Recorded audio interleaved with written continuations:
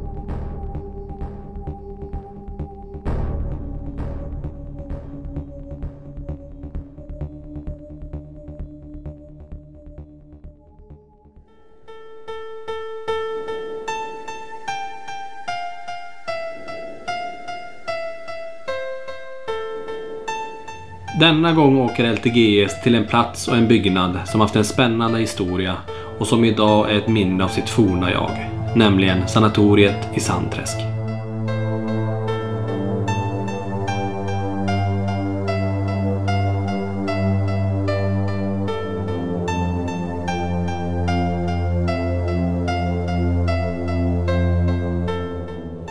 Det lilla samhället Sandträsk ligger 4 mil utanför Boden. Byggnaden har varit sanatorie, center för förståndshandikappade och ett rehabiliteringscenter.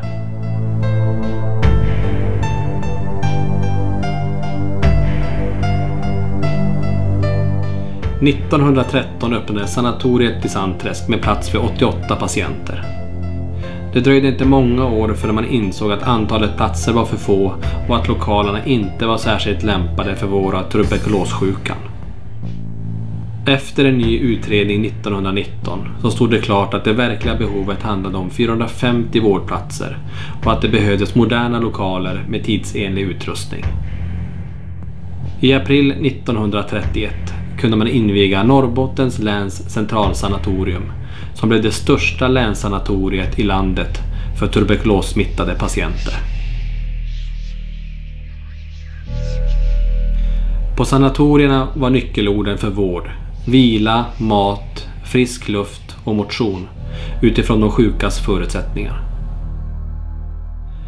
I början användes olika kirurgiska ingrepp för att stoppa sjukdomen och det var först under 1940-talet som det stora genombrottet kom med effektiva mediciner.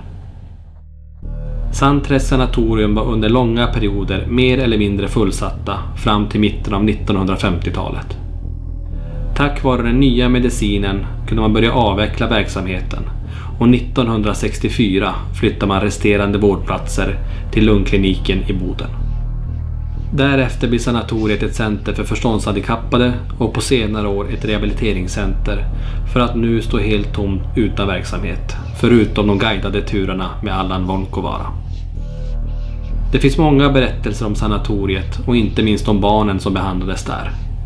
Personalen berättar om sorgen och saknaden efter föräldrarna som barnen kände och alla gråt på kvällarna. Barnen fick ibland dö i ensamhet för att föräldrarna inte hade möjlighet att komma.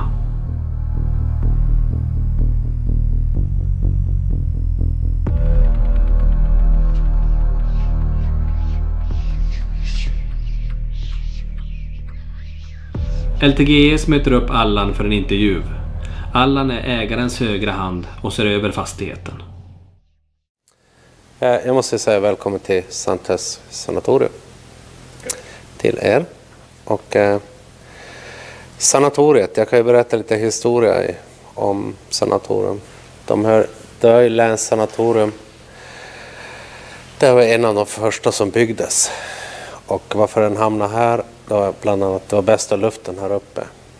Och hur man kollade det var liksom, ni har sett i träd så är det de här lavar som hänger.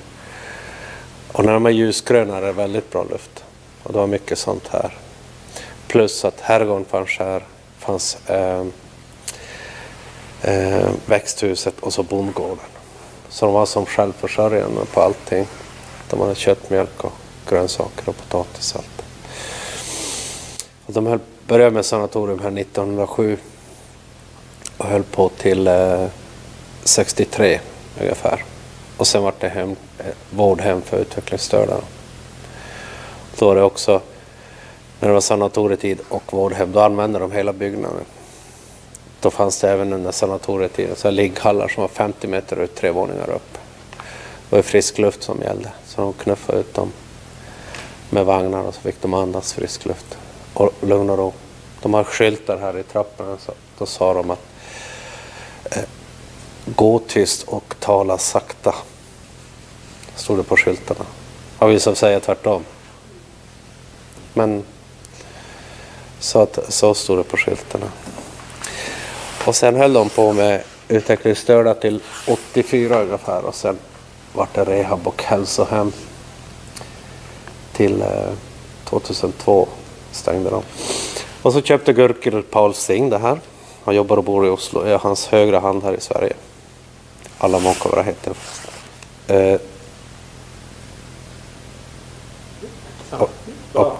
och vad heter det? Får jag säga ris nu? King Benen. Det är på andra våningen här. Vi är på tredje nu. Rum 13. Historia om rummet där. Min syster låg här 99 någonting. 98. Whiplashskador. Hon var här 3 veckor och så lärde hon känna. Hon bodde i avdelning 4 rum 19. Hon bodde i avdelning 3 rum 13 längst in. Hon var från Gällivare och då lärde jag känna varandra. De var i samma ålder och där. Och sista dagen när de skulle fara hem så berättade den här tjejen från Gällivare. Jag har inte namn på henne. Så sa att jag har haft nattlig besök nästa varje natt. Och så säger de att jag har haft karo på rummet. Jag är inte riktigt sån. Utan nästa varje natt så kom en 8-10-årig flicka. Den här storleken. Satte sig i foten på hennes säng och så spydde hon. Och så försvann hon.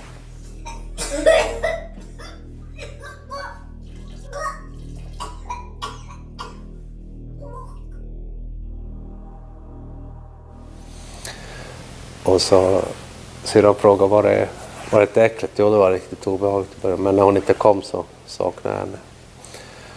Och så förra sommaren så guidade jag 5 kvinnor, paranta damer från Gunnarsbyn här. Det var en mattant som var med där. Och vi gick in här och så sa jag, jo, jag vill till rum 13. Jaha, sa jag. Ja, då är vi på väg dit. Och så frågade jag, har du någonting att berätta? Jo, sa hon. Så sa jag att jo, jag har också någonting att berätta. Och så gick vi in i rummet och sa hon, men berätta du först då. Och så berättade hon flickan här att hon kom in och spydde. Och försvann. Och så hon stod som otålig kvinna där. Stod där och så stampade. Så när jag var färdig sa hon, ja, så var det. Min granne sov i det här rummet. Och flickan kom. Men hon sov bara en natt. Hon får hem. Så det var en annan som också hade upplevt samma sak? Ja. Efter Allans berättelse om sanatoriet startar vi våran rundvandring och går ner till rum 13. Där en flicka sett sitta på sängkanten och spy för att sedan försvinna. Det finns en sköterska som hon har många namn. Det är vita damen, svarta damen, gråa damen. Det beror på vilket. Och många har sett henne gå in i ett rum och så har hon gått in i rummet så är ingen där. Många har följt efter. Och jag vet inte riktigt vilket rum det är. Nu i sommar så var det en karl som gick här på gården. Så jag pratade med honom och så sa jag att han berättade att han har jobbat här som vaktmästare. Så jag frågade om han ville gå in. Han sa nej, hon är där inne. Menar du sköterskan? Ja, så jag går inte in. Ja. Jag sa att jag har inte träffat på henne när jag har gått här många mil. Lugn, sa. Samtidigt tänker jag så här. Skulle det vara onda andar eller själar här så skulle ingen få gå in här. För att det är ändå... Det passerar ju 30 000 patienter här och hälften klarar sig. Så att det är många som har...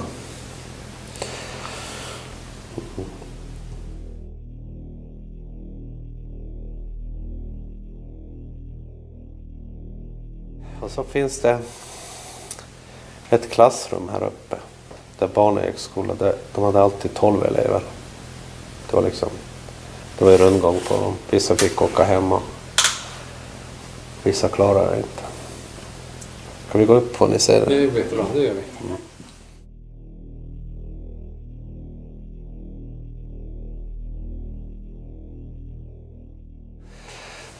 Ja, här gick ju barnens skola. Och medicinen de åt gjorde att de var känsliga för solljus. Så därför målade de rutorna vita. Att ändå få in ljus så att de inte fick direkt solljus på sig. De gick skola här. Som hade den här Gärda hon berättade. Att det var bara 12 elever, de hade alltid bara 12. Och så var det rundgång, det kom det nya elever. Och så berättade jag kommer ihåg när jag gick skola här, gardinerna, hur de såg ut och sånt där. Så var jag guidade henne och så, kolla samma gardiner. Så de här är från 40-50-tal. Och så har vi, jag tror vi går efter vinden här. Det är lite knarrigt golv där. Isolering och så satt spånskivor och så knarrar när man går, för det är ganska coolt. Jag som brukar testa mig själv. Jag stänger alltid dörren och så. Jag vet att jag var själv så när jag kommer nästa gång så är den öppen. Jaha, det är kvar. Så jag brukar testa. Så. Stänger den då? Ja, precis. Ja, det var ju ligghallar så här. Därav en del av myggdörrarna som fanns på altanerna. Men det här uppe var det inga patienter då? Nej, det var ju bara Det var vinda. Och så ska jag visa er sista vilan. Det är ju längst nere. När vi är högst upp. Här uppe så... Ja just det, Gerd berättade. Sista vilan, det finns ett rum där nere. Det var som ett bårhus där de ställde kisterna i väntan på transport. I och med att det inte fanns kyrkogård eller kyrka här i byn. Så bårbilen får ju skytteltrafik när det dog som mest. Och så fanns det en husmor som skötte om alla barn, för de bodde som när vi kom in i receptionen där, så till höger där bodde barnen på den våningen. Och det var våningen ovanför där sista vilan var. Så var Gerd och hennes kompis var och busa sprang i korridoren där. Och husmor var väldigt sträng bestämd kvinna. Hon var efter dem. Och så sprang de in i den här sista vilan där och stod och gluttade i dörren där. Och så tittade de bak och så stod det 5 kistor där. Så tyckte hon det var olustigt, så stod hon och gluttade. Så var husmor på väg, så tänkte hon husmor, kisten. Och stannade inne för husmor var hemsk. Och här bodde husmor. Ja, i det här. Det är 2 år här. Och här bodde frisören och han hade sin mottagning här.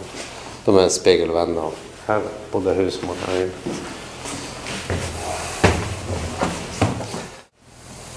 Så de bodde här alltså? Och deras bodde på jobbet? Precis. Honom där stjärnklart ute. Oj, då ska ni få se. Vill ni se en fantastisk utsikt? Så tänkte ni få se härligt månsken, stjärnhimmel, inga lysen som stör. Vi går upp i tornet. Häftigt. Det här är coolt. Vi var här för 2 veckor sedan. Det var ett fantastiskt norrsken som bara dansade hela tiden. Riktigt fint. Vad starkt den lyste imorgon. Ja, visst. Ja. Så lyser det på kvällen. Det är fint. Det blir lite levande också. Ja, precis. Ja, skorstenen där är ju... Ja, de har murat ner den 15 meter. Alltså, vad längre? Ja, i och med att när folk dog så opererade de bort lungorna på dem. Så här i början när man kommer in så är en brännlucka direkt till höger. Där. Då är en plåtdörr upp. Där kastar de ner lungorna så bränner de. Och så som Terto sa, de brände sopor. Och det var för att få lukten snabbt ur byn och få bättre drag. Men sista vilan. Ja. Mitt tips det är ju adeln i 3 och våningen ovanför. Där de möblerar på nätterna. Och så adeln i 6 också mittemot. Och så finns det bakom receptionen där. Tertus har rummet där bakom var det mycket rörelse där. Där tar vi nog ner och kör sessionen. Ja, men vi tar sista vilan och där så. Kul att få komma upp hit. Det är ju inte många som får chansen att... Nej, det här gör jag under guidningarna. Så att...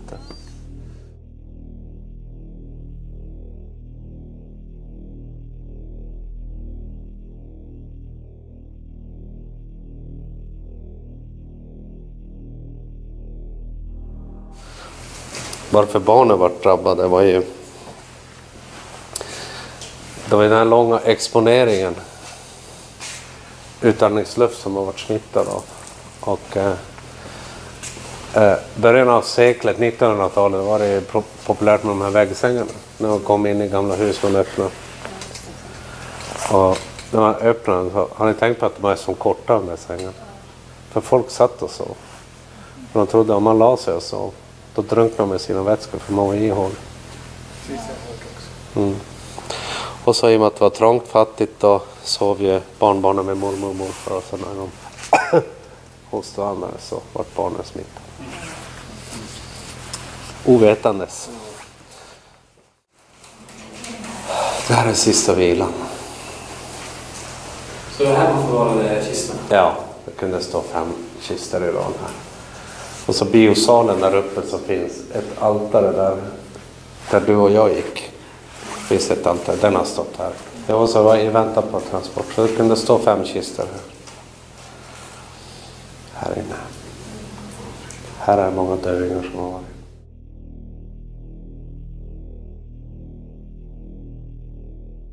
Här hade de arbetsterapin.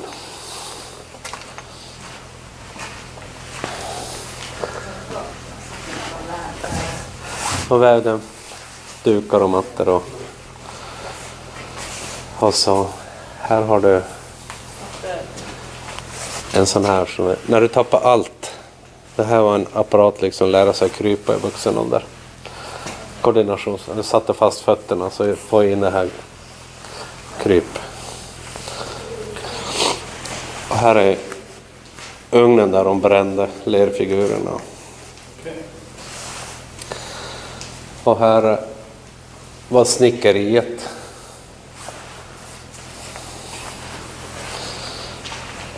Och här är en speciell hage. Här hade de en massa marsvin. Varje patient hade ett eget marsvin och så satte de patientens DNA i marsvinet. Och namnbricka på ryggen. Så kunde de själva se hur mår jag. Om marsvinet dog eller mådde dåligt då visste de att jag måste få den här behandlingen det de kan göra. Det var ju bland annat den där starka medicinen som gjorde att de inte tålde solljus. Det var innan antibiotikan kom. Och så opererade de bort reben. Och så höll de på att vidga lungorna med. De hade en sån här apparat där uppe. De vidgade lungorna så att gymnastiserade de. Många klarade sig på det. De som jobbade också fick göra det där. Så att det var deras sätt då. Vad de kunde göra. Så att här har det bott marsvin i hagen.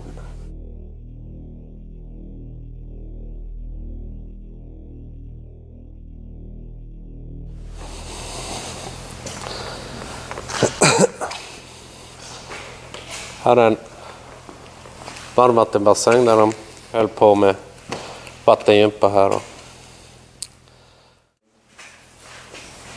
Vill ni se de här gångarna innan vi går vidare? Ja, just det. Det gör vi, va? Ja, då går vi upp en våning. Här är brännugnen där de brände lungorna. Slängde de ner dem här bara? Ja. Sista tiden var det ju ett kallhåll, det är därför mycket isolering där.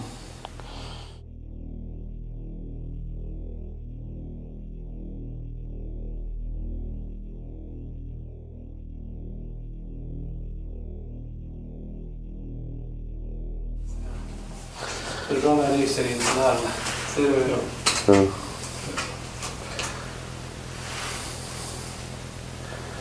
Och så den här plattan vi gick förbi där i varje hörn var det så här platta. Det var växel, de vände på vagnen så kunde man vidare.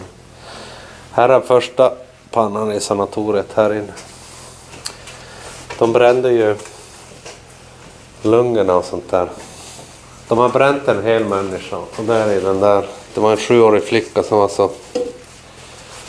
var så smittad så de brände hela henne. Alltså, man brände hela henne? Ja.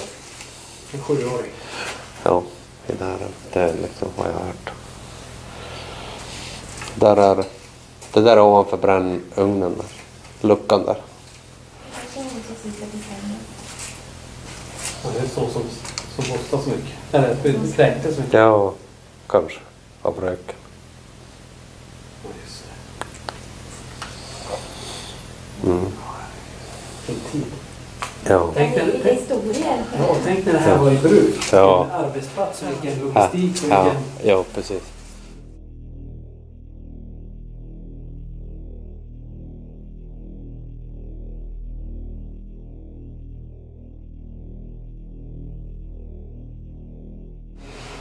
Här är matsalen. Ingemar Kallenberg som målar den här. Han gjorde mycket till sjukhus och sånt där. Jag har hört 2 namn på den där. Det är Årstiderna och Tro på kärlek. Och så har vi storköket här.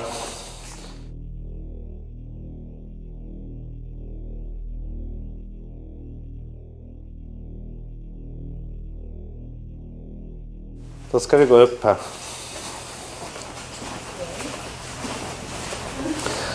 Och lite frysar och kylrum.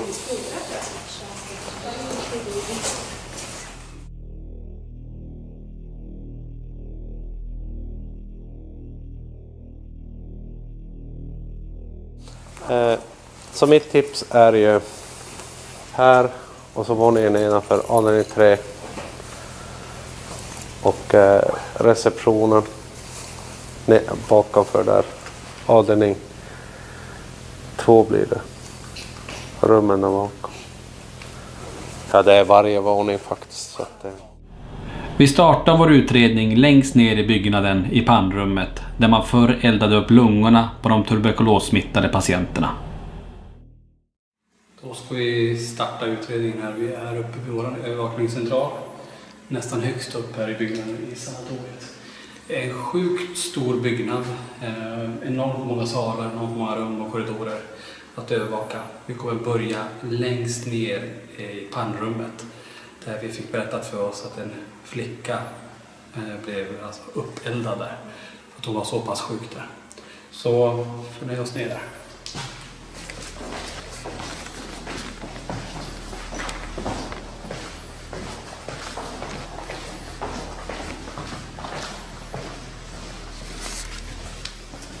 Tyst där.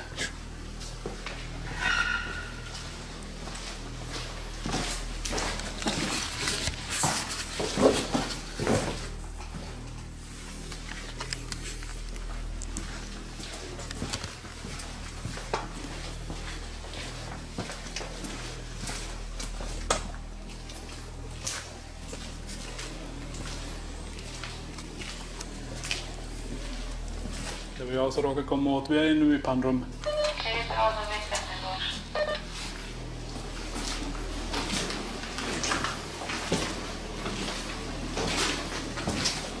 Någon som är med oss här?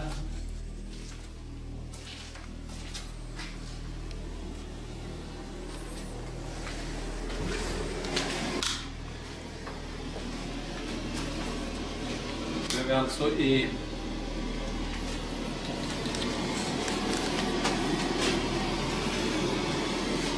Här nere i rummet och i den ugn som man brände flickans kropp i. Du är väldigt sjuk, och därför man valde att bränna din kropp. Och även lungor har man ju bränt här från patienten. Alla pratade om innan att av de 30 000 som vårdades här så dog drygt hälften. Finns det någon här nere med oss som vill kommunicera med oss?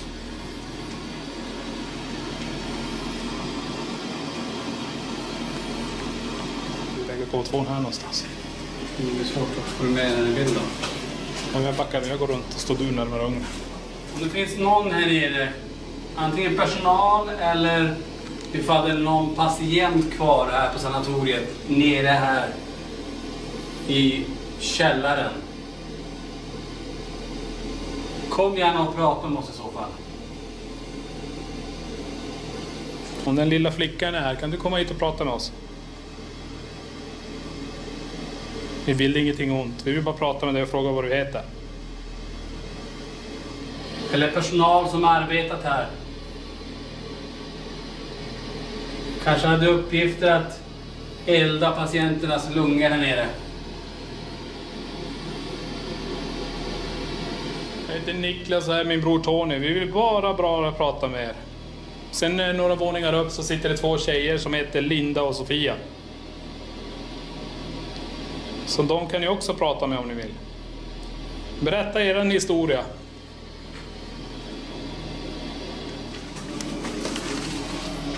Någon som vill prata med oss, så du bara komma och säga någonting, vad du vill. Och stanna dig på den platsen och prata med dig i så fall.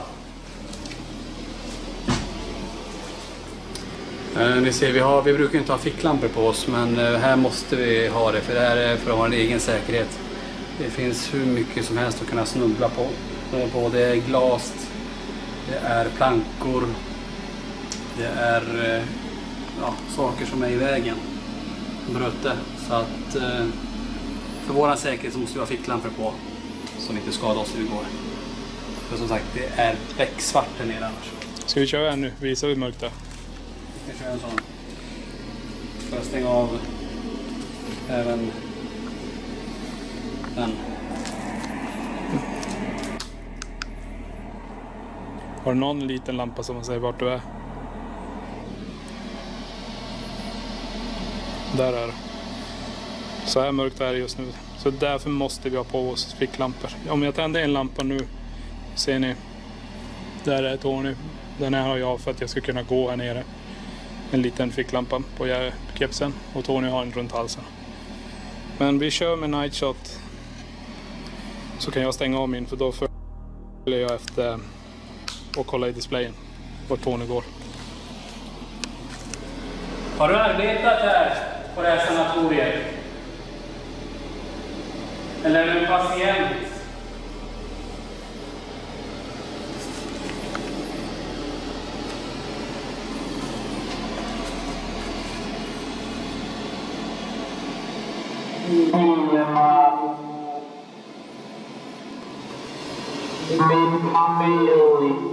Din familj. Har du varit en patient eller har du dött här kanske och saknar din familj?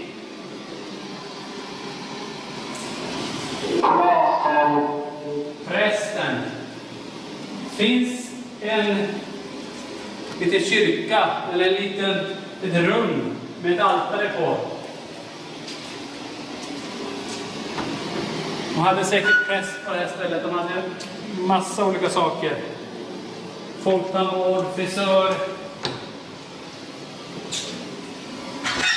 Ska vi gå höger? Vänta, där bakom receptionen. Receptionen. Jag tror det. Kan du komma till oss här och prata med oss?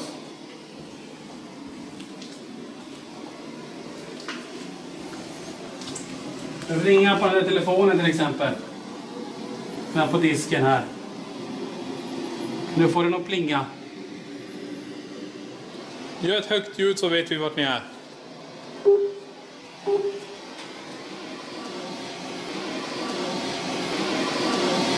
Har vi någon som är här? Vem är här med oss?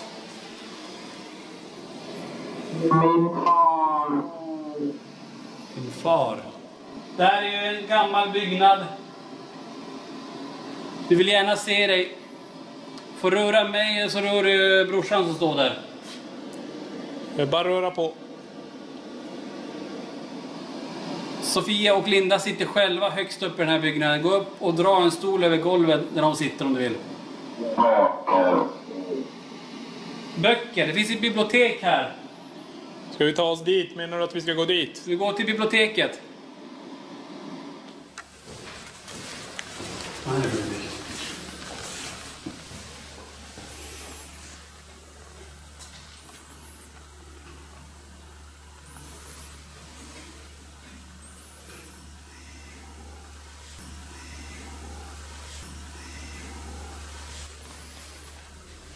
Om det är någon som vill att vi skulle komma hit så kasta ut en bok från hyllan. Kasta ner en bok. Vi fick ju ett ord att gå upp till där det fanns böcker. Och voilà, vi är här i biblioteket som hittade. Här högst upp i det här huset.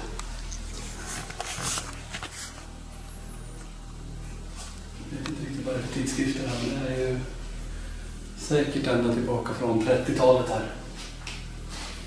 Inte nog med det så har vi en ganska fascinerande stol som är mitt i rummet. Kan den här stolen röra på sig vore det jättespännande. Kan du flytta på den?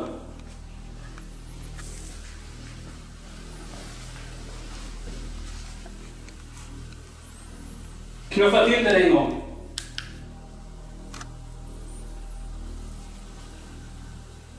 Så om det är någon som vill kasta ut någon av de här böckerna från hyllan vore det ju intressant att se. Vi går vidare en sväng. Vi lämnar biblioteket. Så om det är någon som vill att vi ska vara kvar här inne, kasta ut en bok då så vi hör det. Så kommer vi tillbaka hit.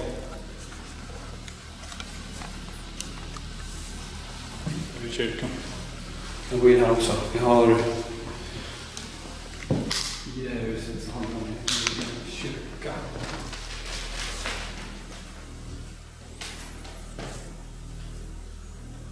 Hörde du?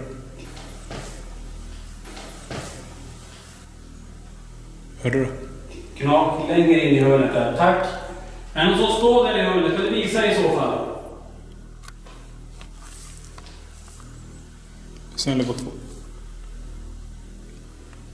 Visa det framför kameran är du snäll. Spring förbi oss nu. Vi hör att du tassar omkring här. Tack.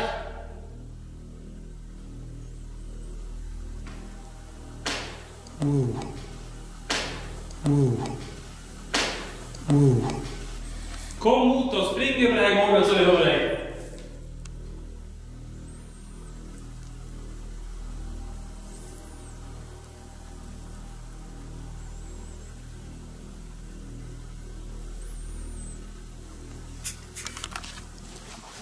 Kör K2 för sig.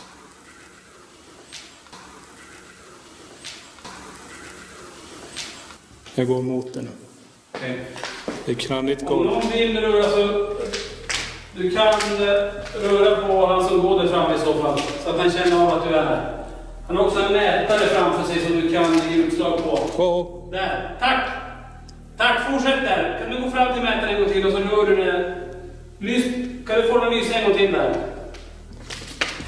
Ja, du slår nicken där precis. Jajamän. Det försvann ju. Så någon var ju här. Någon stod precis i det hörnet där vi hörde steg bara för någon minut sedan här. Det small det här borta. Jag går runt och kollar lite grann om vi har någon gammal energi kvar. Som sagt, det finns ingen strömkällor överhuvudtaget i det här huset. Så är det något som lyssnar på de här mätarna så är det någonting helt annat. Och rör den här gröna lampan som du ser där. Eller knuffa till brorsan som står så att han känner dig. Det är borta. Så det stod någon här i och det kändes som att det var någon här.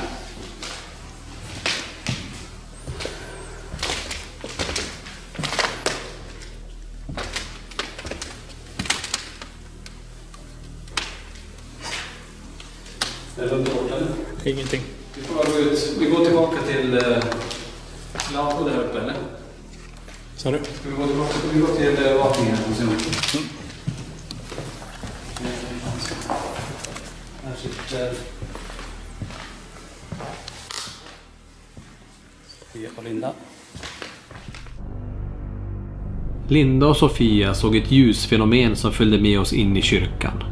Kan detta vara den lilla flickan som sägs hemsöka sanatoriet och som påverkade vår utrustning där?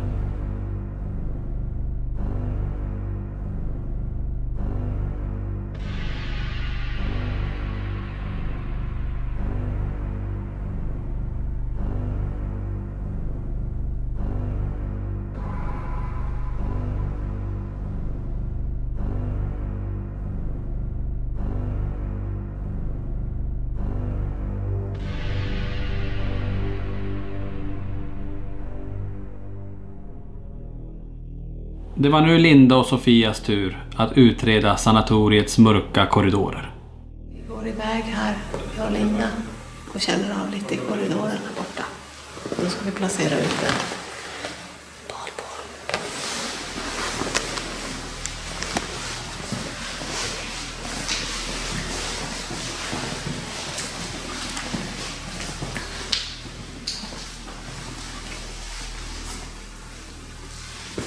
Det är väl ingen kabel här i vägen.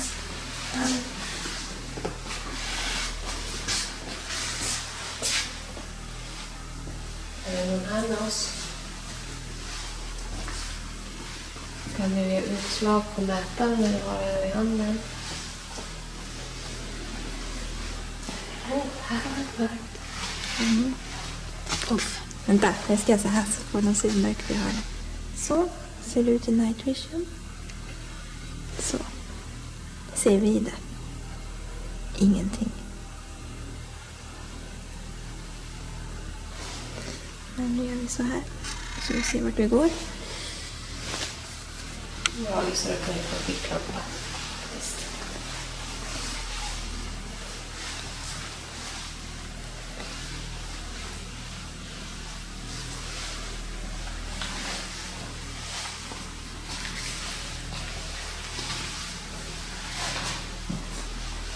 En lång korridor. Ja, det är en lång korridor.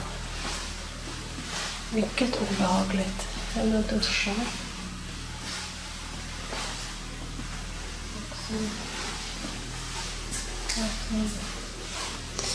Och fråga knappt titta i skärmen. Fall man råkar se något. Burk var det. Nu är vi nästan framme i slutet i korridoren.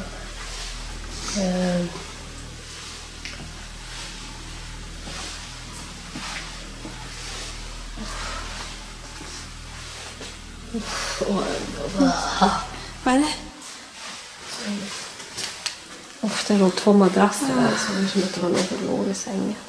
Gud, alltså min hand skakar. Jag kan inte. Jag har på den här pannlampan. Jag tänder min lampa också. Mina ben är spaghetti. Det är kameran där borta, säger så här.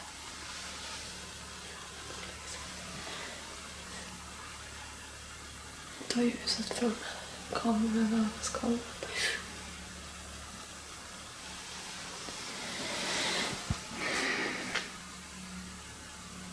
Om du är här så gå upp ett steg på lampan. Blinka en gång.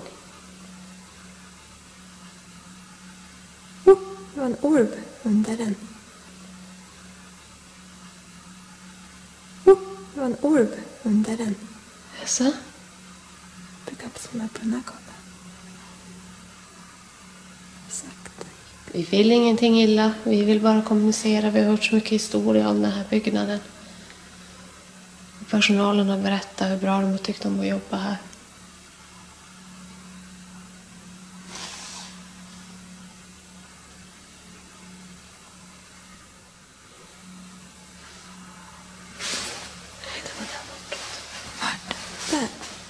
ner. Kom en orb till. Kom en orb till.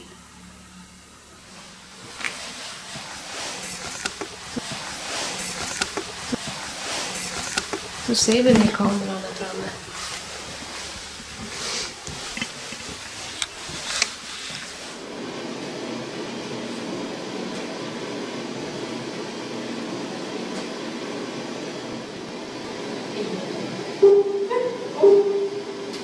Tack så mycket.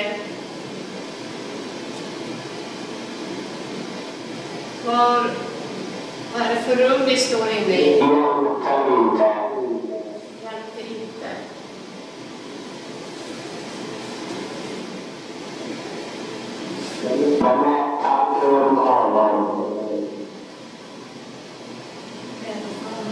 Berätta för honom.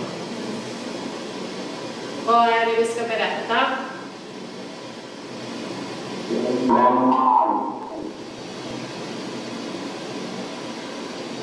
Vad är det du vill säga?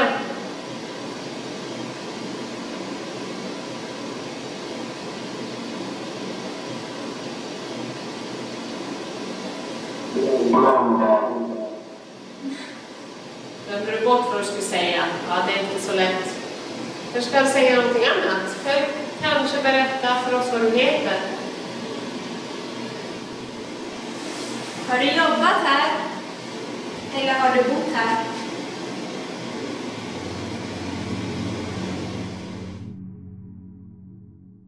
Vi grupperar om oss. Tony och Linda går till rum 13 och Niklas och Sofia sitter kvar vid vår övervakningscentral. Så då är jag och Linda här på plan 2 och ska gå in här i den här korridoren. För det var här man hade sett en liten flicka sitta på sängen och kräkas. Och sen bara försvinna. Så vi går in här nu. Till rum 100... Nej. Rum 13. Okej. Då är vi här i den här korridoren. Där många säkert har arbetat. Patienter har varit. Tony, Ja. Vad är det? det är en dörr som stängdes bakom Det mig. är våran. Våran dörr stängdes. Vi hörde inte den på högtalaren, vi hörde den bara i trappan. Okej. Ja, men det var våran där. Det var våran.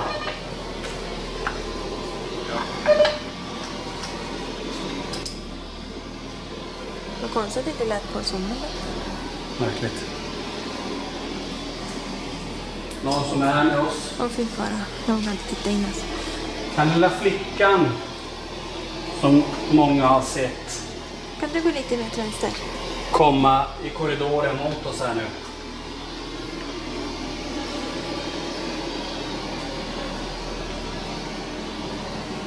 Någon är inne i badrummet.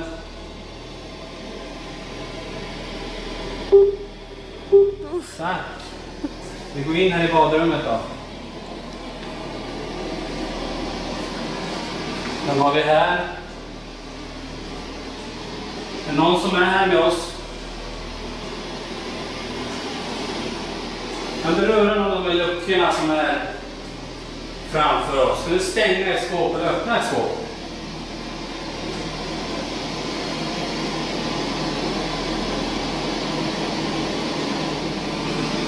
Gå ut i korridoren igen.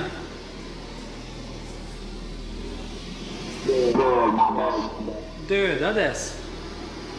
Vem var det som dödades här? Det är någon patient som dog här som anser sig bli dödad här.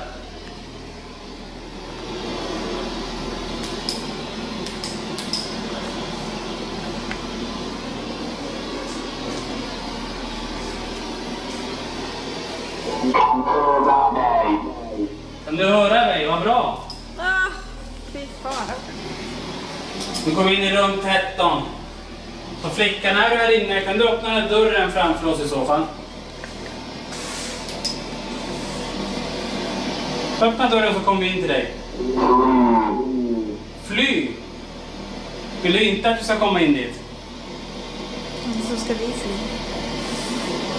Vill att vi ska fly härifrån? Öppna dörren och kom ut därifrån. Ta min energi och så öppnar du de här dörrarna. Så om du gör det så kommer vi inte komma in. Annars kommer vi in till dig. Vi vill inget illa. Ingenting illa, vi vill bara se om du är här. Vi kommer in till dig nu. Jag vill inte gå sist nu. Är flickan här med oss? Här har du varit och här har du suttit på sängen. Jag ställer stativet här.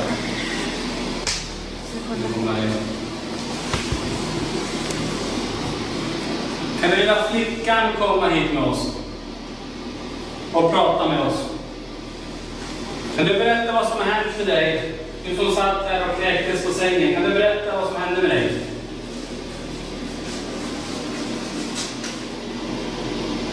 Eller är det någonting du vill hälsa oss?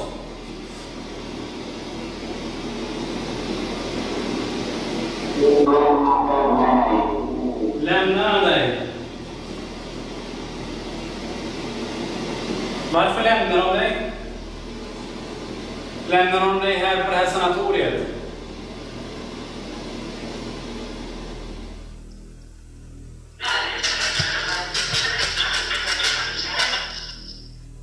Jag lyssnar. Nej, bra. Jag spelar in. Okej, startar vi här i rum nummer 13. Vi kommer köra en ekovoxation och så kommer vi gå längs hela korridorerna också. Så kör vi igång. Är någon här med oss? Kan du säga ditt namn högt? Tyckte jag såg någon här inne i det här rummet. Kan du säga ditt namn till oss? Kan du stoppa oss i den här korridoren? Får röra någon av oss om du vill.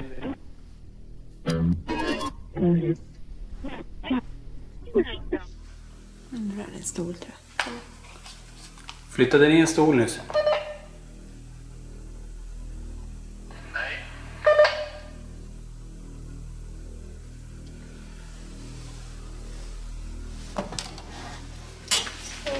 Jag ser ingenting. Vänta.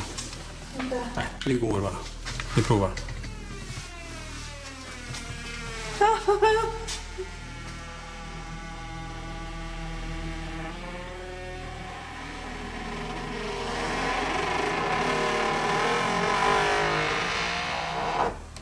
Det där var freakigt. Det var bra ljud.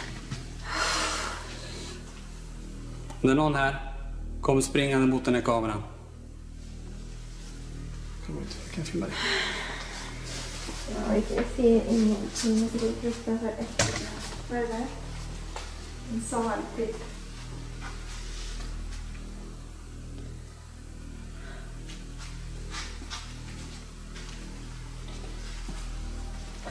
Om det är någon här, kan ni göra ett ljud för oss?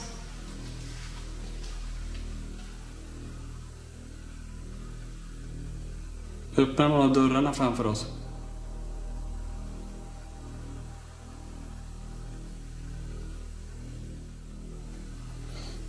Jag får inte titta. Vad sa du? Jag tittar lite. Tittar du inte? Jag måste titta. Ja, annars ser vi ingenting. Jag vill inte se något.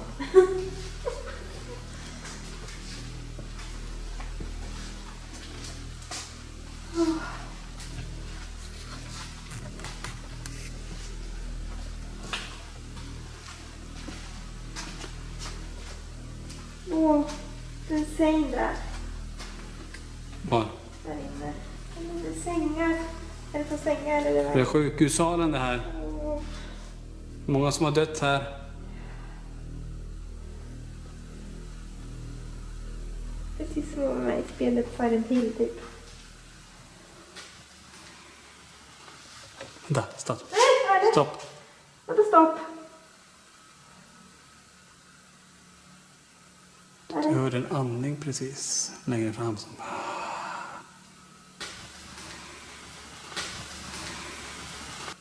Är det någon som är där framme? Okej. Vi kommer fram till dig nu. bredvid dig nu. Det känns som att det är folk som står och tittar på oss här. I varje rum vi passerar så känns det som att ni står och väntar på oss här. Kan någon komma ut ur de här rummen? Ut ur de här rummen. Ut ur de här rummen. Så vi får se dig. Vi vill bara se ifall det finns här. Många har ju jobbat här.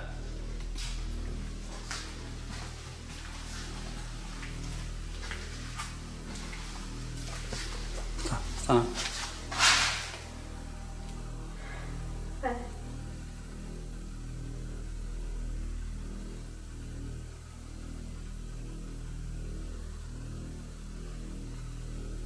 Om det är någon här, kan inte du komma gåendes nu i den här långa korridoren så vi får se dig?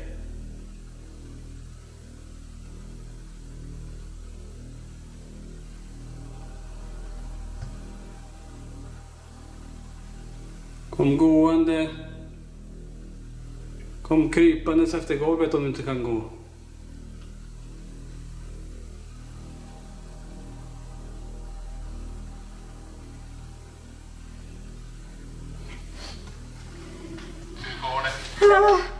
Och fy fara. Ja, det är bra. Vi är längst bort. Vi är på väg upp alldeles strax. Det här var så otäckt. Vad sa du? Det här var så otäckt tycker jag. Det är så stort. Tack för att du är här med oss och försöker kommunicera. Nu kommer Niklas och Sofia gå iväg. Så du får gärna prata med dem också. Det var nu dags för Niklas och Sofia att gå högst upp i byggnaden för att se ifall någon av de patienter som dog här fortfarande finns kvar. Men de skulle inte komma särskilt långt. Nu ska jag och Sofia gå runt. Vi ska försöka hitta vinden här. Det är inte så lätt nu när det är däcksmakt mörkt här inne. Det är någonstans åt det här hållet som vi ska gå. Så jag hoppas vi hittar det. Nu ska vi gå runt och köra gåtsvidare och försöka kommunicera. Finns det någon med oss här uppe? Jag känner inte igen.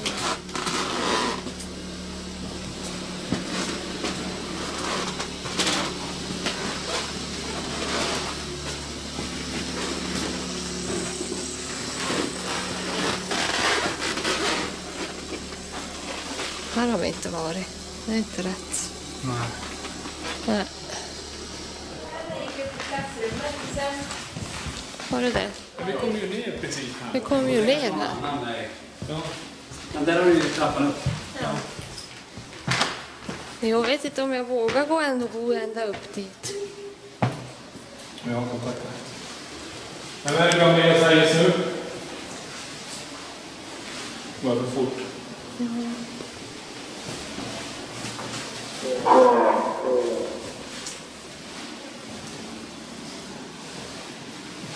Finns det här? Jag vet inte om jag vill gå på vinden, älskling. Ja. Jag vet inte om jag vill gå på vinden. Okej. Det respekterar jag. Då kör vi. Jag ska kolla med tål.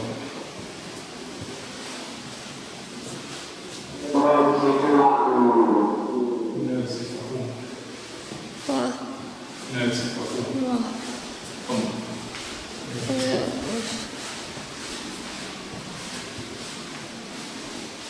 Kändes inte alls behagligt här uppe. Va? Kändes inte alls behagligt här uppe. Och vi känner att hon inte kan. Kändes jätteobehagligt bara en våning upp. Kändes jätte... Nej, jag vill inte tvinga. Ska du och jag ta det då sista? Jag vågar inte gå upp ända dit upp. Nej, det respekterar jag.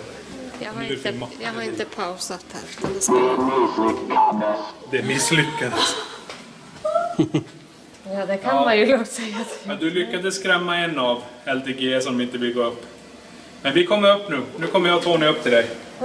Vi ska försöka hitta vinden vart du är. Jag ska tillbaka med en kvart, 20.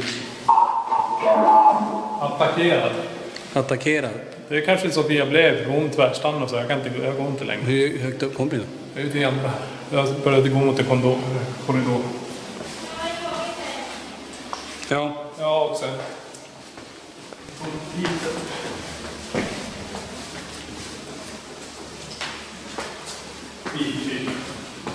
Och samma här. Jag kan inte gå liksom. Jag vill inte gå längre. Det känns obehagligt. Alltså, det respekterar jag. Vi ska upp mer tror jag. Så är det. Vi ska upp en till. Nu kommer vi upp till er.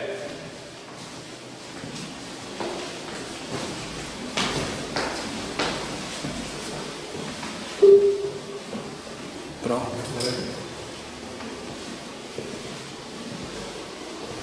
Är ni här uppe? Ja, det är hennes lägenhet här. Ja. Bryta, ja. De fick ju oss att bryta en gång. I den här lägenheten bodde förr så där innan på det här sanatoriet. Är du kvar här inne? Jag laxar nu på det här gamla. Jag vet. På tapeten här. Du bodde fint här. Gammal kyl, eller? Ja. Så du lagar din mat här? Vi var där inne och kollade på badkaret.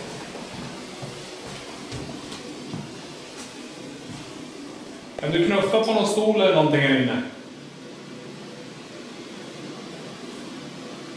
Jag har en mätare här. Jag lägger den här på bordet.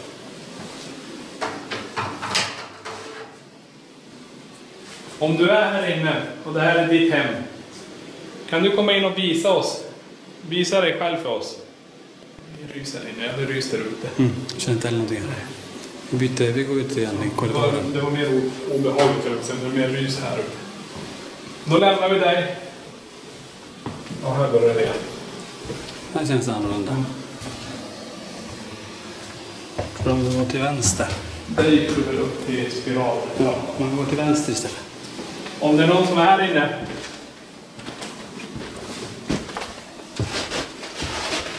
Hojta till. Tycker jag hörde ljud därifrån tidigare.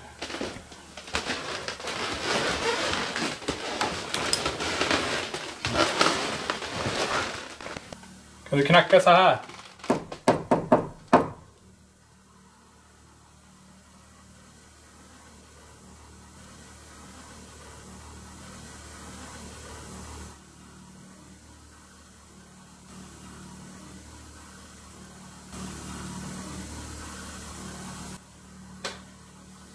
Bakom dig eller?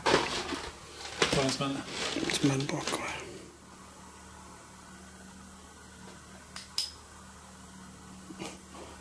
Jag tror jag som satt där först. Så är det på displayen. Ja. Kommer vi från det hållet när vi på det hållet?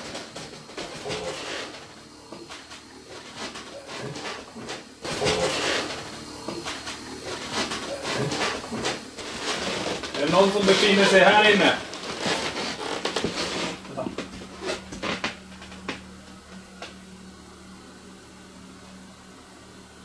Kan du göra ett ljud ifrån dig?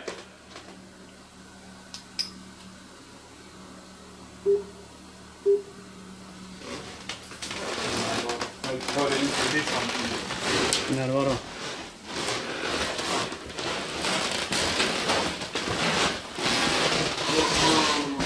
Syskon. Syskon? Du har alldeles rätt. Vi är bröder. Jag heter Niklas. Det är min bror Tony. Skulle du vilja kommunicera med oss lite mer?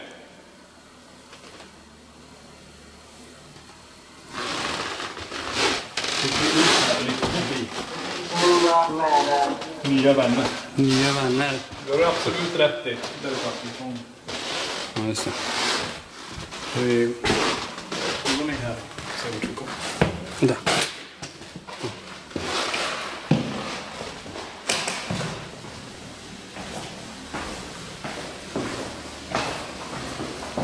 För med oss ner. Jävla solsäng. Den var jag också. En gammal solsäng.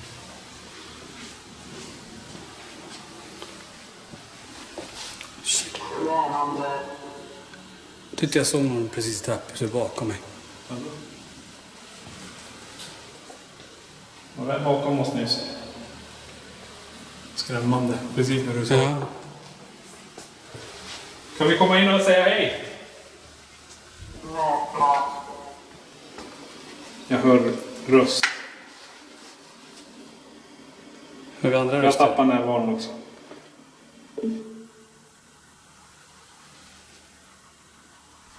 Vilken rysrik. Ja. Jag tyckte jag hörde röster där nu. Och kolla här. En gammal alltså en riktig massa vårdplatser. Det är ett högt ljud här. Tack. Hör du det? Blodiga lakan. Usch. Har du legat i någon av de här? Mina böner. Är det något mer du vill förmedla till oss innan vi avslutar?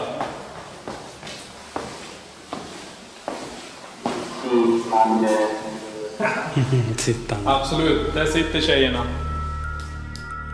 Orden blodiga lakan var rätt intressant och passade på en plats där man i stort sett hostade ihjäl sig. Niklas och Tony avslutade med att gå ner till bottenvåningen. Där ville sanatoriet verkligen ge oss en sista hälsning för natten. Och vi undrar om vi fick kontakt med den lilla flickan som sägs finnas kvar i byggnaden.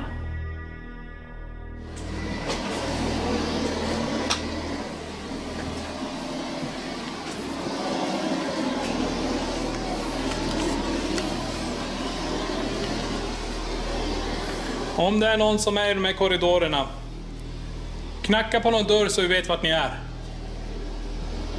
Får gärna komma ut och prata med oss. Vi går rakt fram och tillbaka, då har vi i alla fall täckt vissa områden. Det var en jävla stor lysvacker en lite var strax förbi där nere vid skolan. Där vi var nyss eller? Men de är starkt. Okej. Anteckna.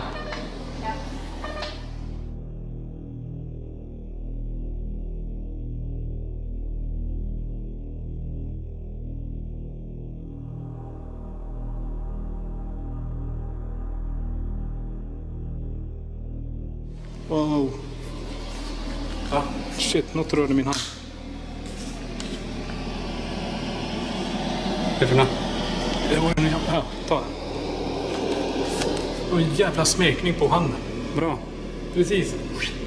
Jag trodde det var spindel först som smekte. Eller smekte. En spindel som gjort. Det känns precis som att de smekte mig på handen. Och det är videokameran. Ja, jag höll den så här kameran. Så den kom från det hållet. Så att jag kanske smekte som håret på någon person. Det måste det vara. Och jag håller i kameran så. Jag gick framåt. Jag kände det på undersidan. Hade det varit spindelnät hade jag ju känt det här. Och här hade det varit. Ja, skönt. Det var intressant också för tjejerna sa ju precis att det var... De såg någon form av ljusfenomen i kameran där mot den här korridoren. Så det kan ju vara någon som passerade precis. Häftigt. Tack så mycket. Om det var lilla flickan som jag råkade smeka i håret om du gick förbi så... Tack för att du kom bredvid mig.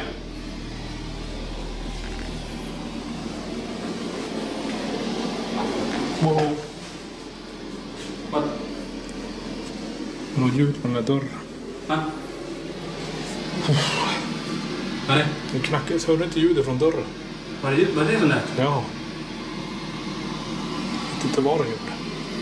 Den var precis bredvid mig. Hur? Frågetecken. Hur? Var det du som knuffade till dörren på mig?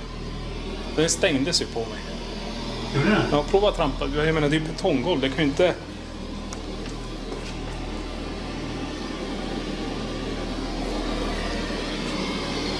Stängdes den? Såg du det? Ja, jag fick ju den på mig. Alltså, någonting var det ju, för jag fick ju kliva åt sidan. Var det du som knuffade dörren på mig? Prova att gå in igen då. Vi går in här och vill inte att du ska komma hit. Så jag gick ju här. stäng dörren i så fall. Smäll igen dörren bakom oss om du är här med oss. Det är väl någon special grej igen. Wow! Hörde du? Hörde du? Tack, flytta den här vad det är som ligger här i gardinen eller vad är det? På britsen. Sängen flyttades på sig. Flytta sängen en gång till här.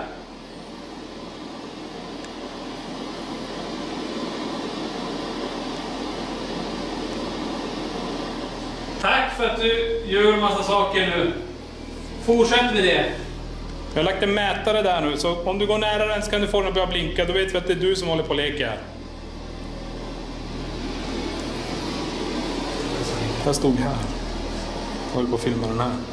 Så hörde jag sängen bara. Jag hör ju. Vad aktivt är den här? Ja. Det är kallt på min nacke. Sanatoriet i Sandträsk var helt klart den största byggnaden vi någonsin undersökt, sett till en enda byggnad.